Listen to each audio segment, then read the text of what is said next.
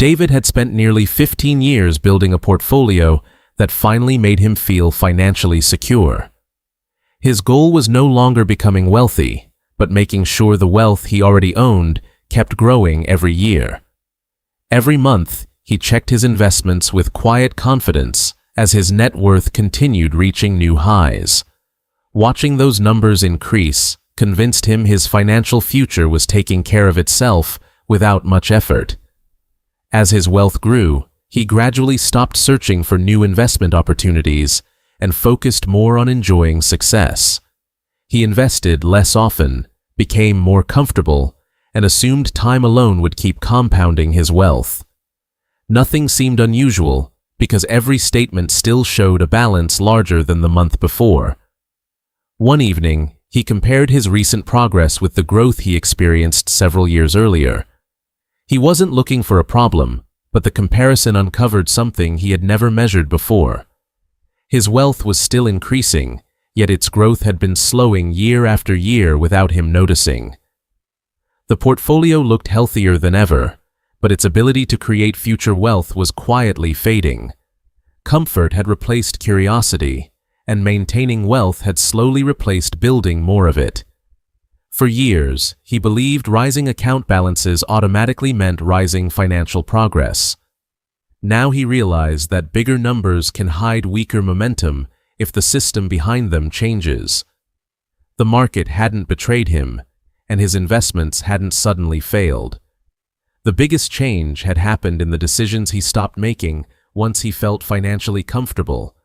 His wealth hadn't disappeared, it had simply stopped growing the way he believed it was. That realization completely changed how he measured financial success from that day forward. If your account balance keeps rising every year, how would you recognize the day your wealth actually stopped growing? Before we continue, welcome to Lion Invests. This channel isn't about getting rich overnight. It's about questioning the financial beliefs that shape how we earn, spend, save, invest, and build wealth. Because what sounds true about money isn't always the full story. If you enjoy exploring the hidden psychology and systems behind financial decisions, consider subscribing. One quick note before we continue. I'm not a financial advisor. I simply enjoy researching financial psychology, behavioral economics, and investing. Everything shared here is for educational purposes to help you think more critically and make more informed financial decisions. Now, let's see what this story is really revealing. Stories like David's happen every day, but the interesting part isn't David, it's the pattern. Maybe you've experienced something similar without ever realizing what was quietly changing beneath the surface. Most people measure wealth by asking one simple question: is my net worth higher than last year?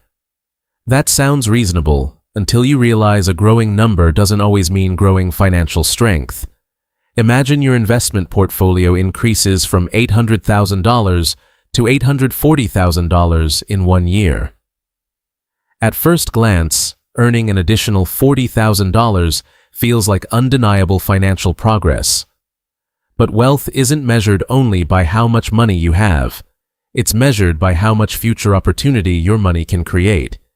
If inflation rises, taxes increase, and your spending expands, part of that growth quietly disappears. The balance may rise while your real purchasing power barely moves at all. That's why economists often distinguish between nominal wealth and real wealth.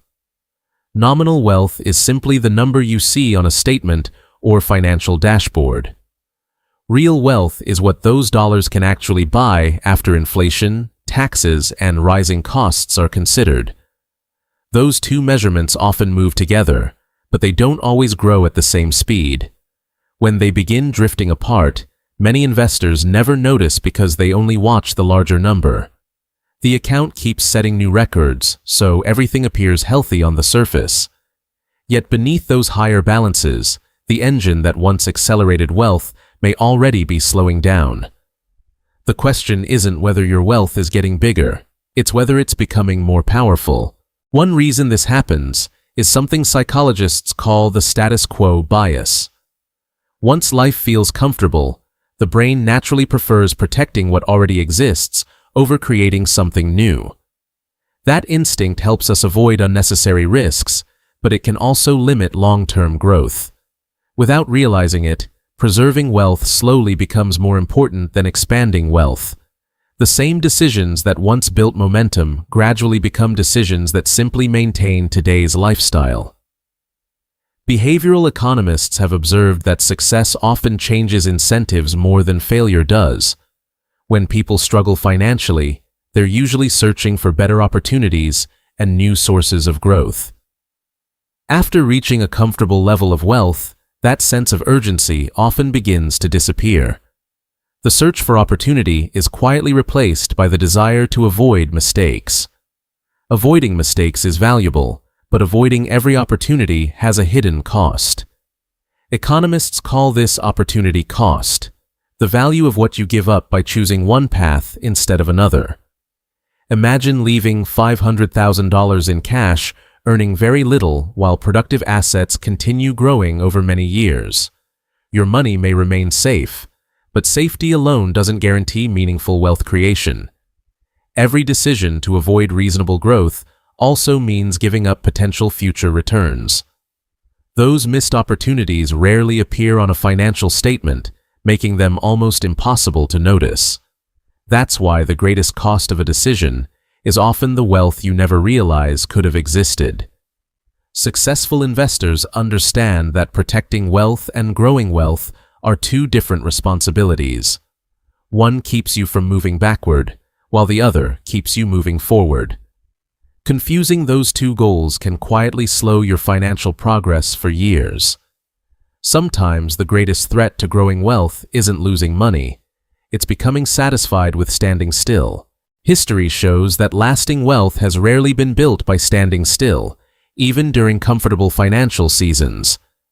Many of the world's most successful investors continued learning long after they had enough money to retire.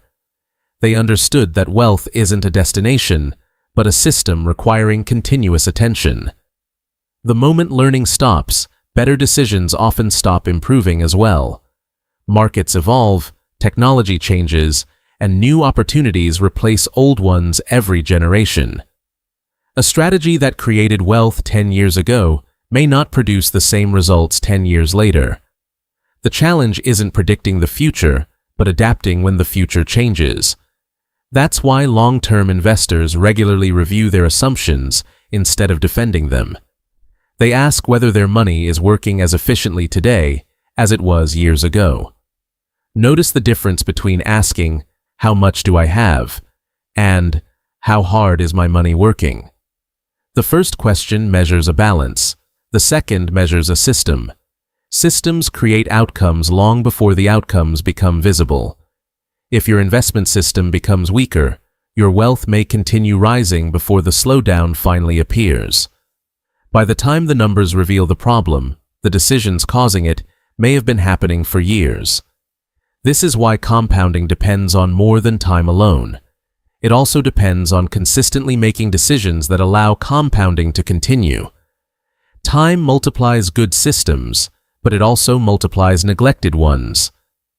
The day your wealth stopped growing probably wasn't the day your portfolio declined. It was the day your financial system quietly stopped becoming stronger. That realization leads to a different way of thinking about wealth. Instead of asking whether your net worth is growing, ask whether your ability to create future wealth is improving. Those are not always the same question, and they rarely produce the same answer. A growing portfolio is valuable, but a growing financial system is even more powerful. The best investors don't simply accumulate assets, they build habits that continue creating new assets. They regularly learn, adapt, invest, and question assumptions instead of relying on yesterday's success. That mindset keeps their wealth alive because their decisions continue evolving with the world around them. The opposite is also true. When decisions stop improving, wealth often follows the same path, even if the numbers temporarily keep rising.